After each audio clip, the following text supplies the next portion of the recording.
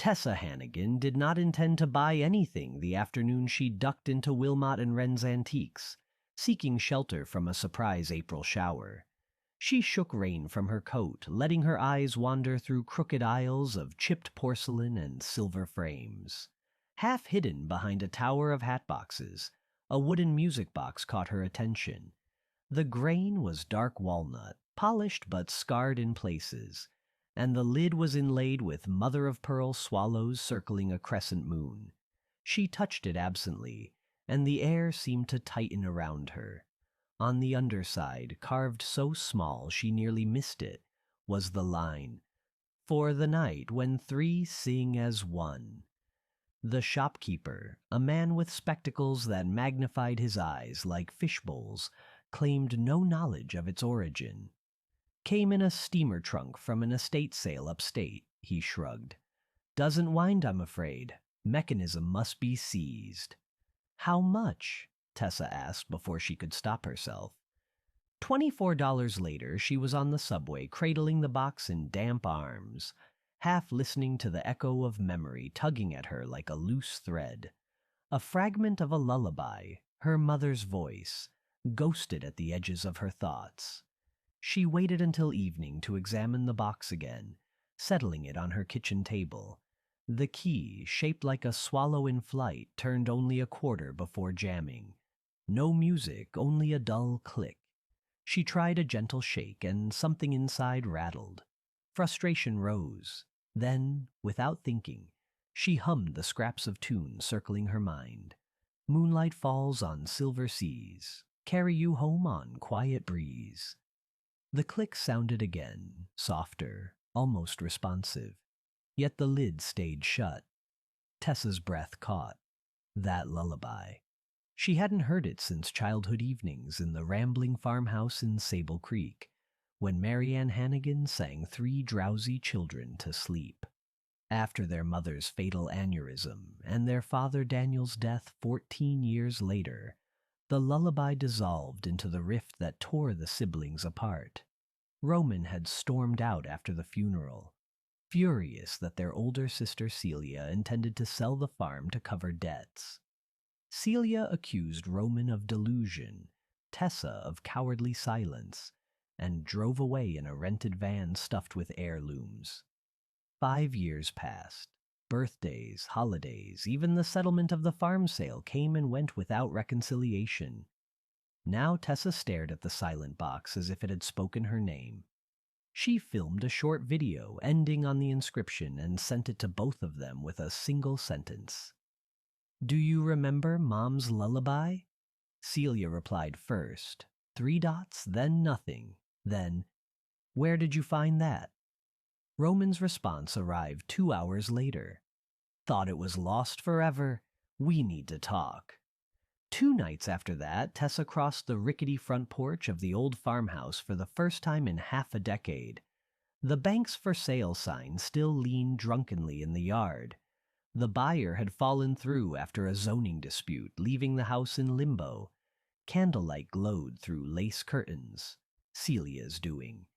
Inside, Roman hunched at the long dining table, hair tied back, oil on his hands and sleeves. He'd driven from Vermont between carpentry jobs. Celia perched at the opposite end in a rust-colored coat, as rigid as a cat before strangers. Tessa set the music box on the table between them. The 3 regarded it like a sleeping creature.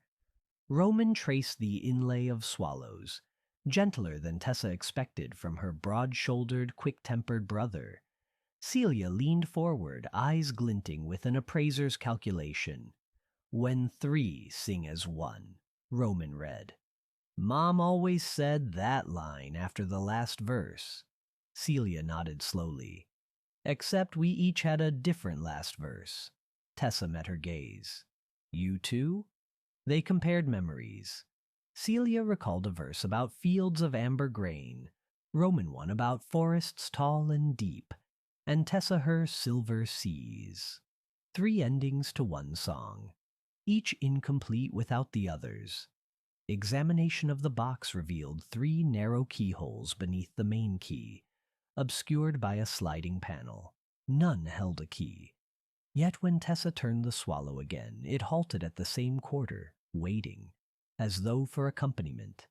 Above the mantel, their mother's portrait watched. Marianne's smile seemed almost conspiratorial now, her fingers frozen around the neck of a half-seen guitar. The siblings fell into silence, torn between nostalgia and the old, sour resentment lingering in the house's boards. Roman broke first. "Let's get this over with." He cleared his throat, pitched a note, and began his verse, voice husky with disuse. "Pines whisper soft through midnight air, guiding you home to those who care." He faltered near the end, words slipping away. Celia sighed, whether annoyed or moved, Tessa couldn't tell, and added hers light and lilting. "Golden fields where breezes play, cradle you safe till break of day." Tessa followed, shy at first, but the melody wrapped her like a familiar quilt. "Moonlight falls on silver seas, carry you home on quiet breeze." Their voices clashed, tempos off, keys mismatched. The box remained inert. Roman's fist met the table.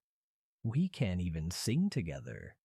"Because someone insists on making everything a competition," Celia snapped. "Maybe if someone hadn't tried to sell the only home we ever had." "You never paid the taxes." Tessa raised her hands. "Stop. This isn't about the farm anymore." She gestured to the inscription. "Three sing as one. That means harmony, not blame." The storm outside answered with thunder. Wind threaded through loose window panes, carrying the scent of lilacs from the overgrown yard. The house, for all its neglect, seemed to breathe with them. Searching for clues, Tessa climbed to the attic while Roman checked the basement and Celia rifled desk drawers. Dust motes eddied in her flashlight beam. She found her mother's battered steamer trunk beneath a moth-eaten quilt. Inside lay an assortment of costume jewelry, a child's watercolor set, and at the bottom, wrapped in oilcloth, a slim leather journal. She called the others. They gathered on the attic floor, knees brushing like conspirators. The journal smelled of cedar. On the first page, Marianne had drawn the same trio of swallows, wings touching. Below was dated Solstice 1987, the year Celia was born. Entry after entry chronicled songwriting ideas, chord progressions, scraps of lullaby lyrics. Midway through, one notation read, "One melody, 3 hearts. Harmony is key, each part alone unfinished. On the night all 3 unite, the way will open." Tucked behind the final page were 3 miniature tuning forks, their handles engraved with the siblings' initials. Roman weighed his in calloused fingers. "Keys," he murmured. Celia bit her lip, softer than Tessa had seen her in a long while. "She planned this for us." "Then let's not disappoint her," Tessa said. They rehearsed in the parlor where Marianne once held impromptu concerts. Roman fetched his old acoustic guitar from a hall closet, strings rusted but tunable. Celia's voice, once choir perfect, cracked until warmed by tea and forgiveness. Tessa, who sang only in showers these days, relearned breath control, trusting muscle memory. Hours melted. They experimented with intervals, discovered Roman's verse fit baritone, Celia's soprano, Tessa's alto. When they layered them, Roman steady beneath, Celia soaring, Tessa weaving between, the lullaby emerged whole for the first time they could remember. Golden grain and emerald pine, silver sea in moonlit shine, 3 roads home that intertwine, love will guide you, love divine. The final chord lingered, vibrating window glass. For a heartbeat they simply looked at one another, amazed. Then Roman laughed, a rusty sound that made Tessa's eyes burn. Celia brushed away tears without hiding them. Midnight approached. They set the music box on the oval oak table in the foyer, lit only by the crackling hearth. The tuning forks fit perfectly into the hidden keyholes. Roman wound the main key to its stopping point. Each sibling grasped a fork. Celia counted them in. Their voices rose, filling the old house, knitting past and present. On the refrain, they struck the tuning forks against the table and held them to the keyholes. Vibrations thrummed through wood and bone. A click echoed, deeper than before. The lid sprang open. Inside was a velvet-lined cavity, but instead of a single mechanism, 3 brass cylinders rotated in counterpoint, playing their combined melody on tiny chimes. A swallow-shaped clasp released, revealing a false bottom. Beneath lay an envelope addressed simply, "To my children, together."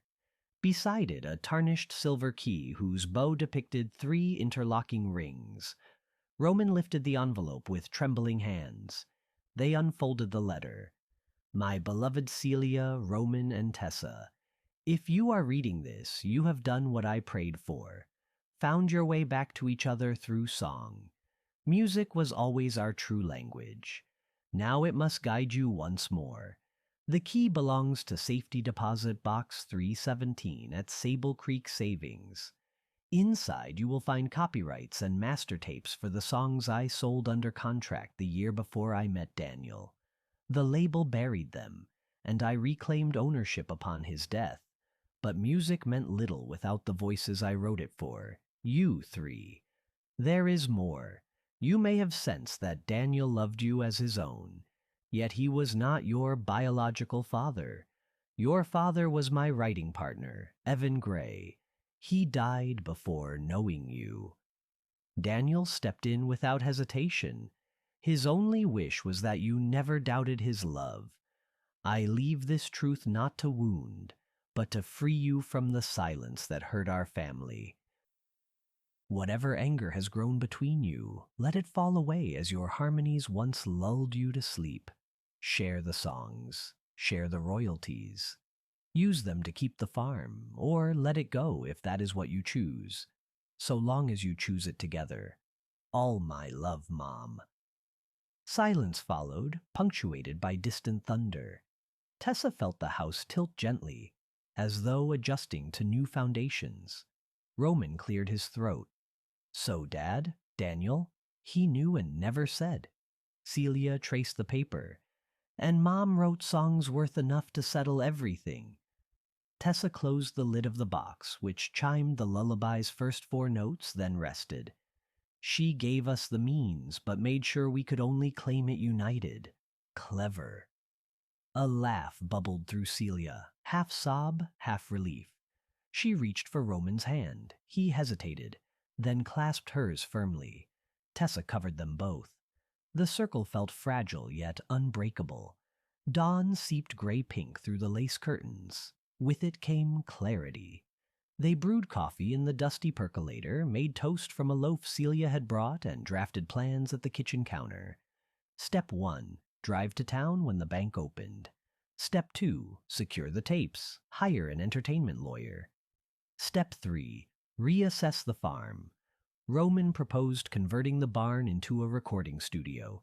Tessa suggested a retreat for musicians. Celia envisioned a community arts venue. The ideas overlapped, fueled not by rivalry but shared excitement. Outside, rain had washed the world clean. Tessa carried the music box onto the porch. Morning light glinted off its inlay.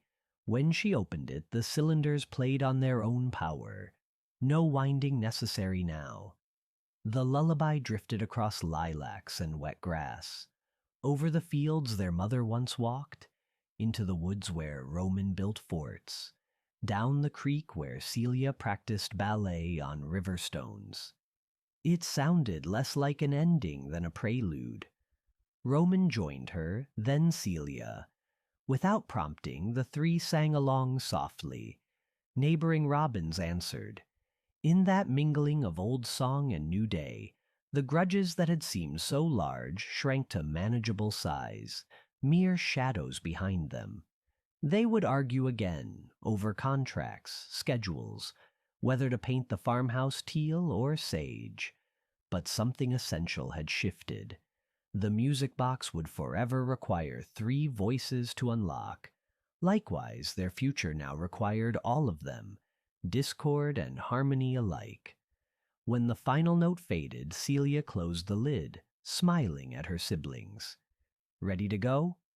Roman jingled the silver key. Let's find out what our mother left the world. Tessa locked the front door of the farmhouse and slipped the key into her pocket alongside the tuning fork engraved with her initials. She felt its weight, a reminder that some doors only open when hearts, like melodies, learn to intertwine.